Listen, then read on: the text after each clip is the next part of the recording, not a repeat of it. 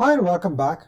Now in this chapter, I want to go through the concept of network security groups.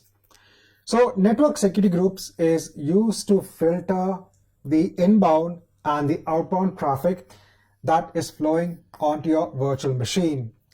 So let's say you have a virtual machine running as part of a subnet, running as part of your virtual network. Now, the virtual machine will be having a virtual network interface. So all of the data that is coming into the machine and going out to the machine basically flows via the virtual network interface.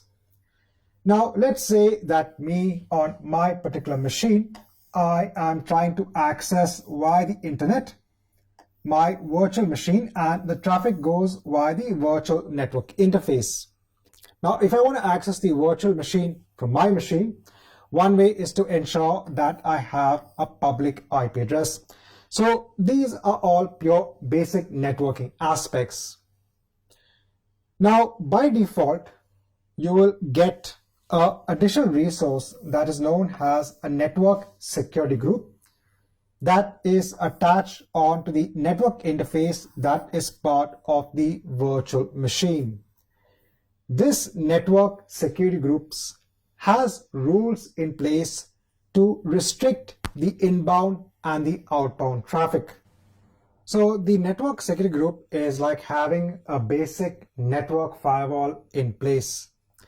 So by default, if I wanted to allow access from my machine, I would need to, let me just clear this. So if I need to have or allow access from my machine onto my or this virtual machine, I would need to create an inbound rule telling that you can accept connections from this machine.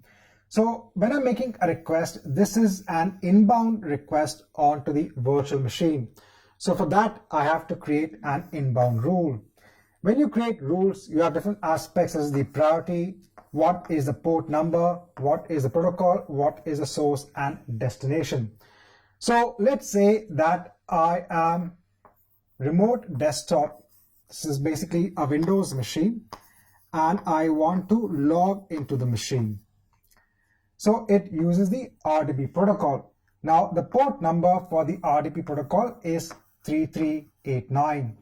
So this would be a port number, and when it comes onto the source and the destination, the source could be just my virtual machine with my IP address, and the destination is my virtual machine.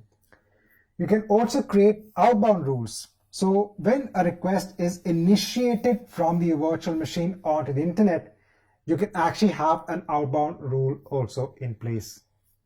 So in this chapter, I just want to give an introduction when it comes onto network security groups.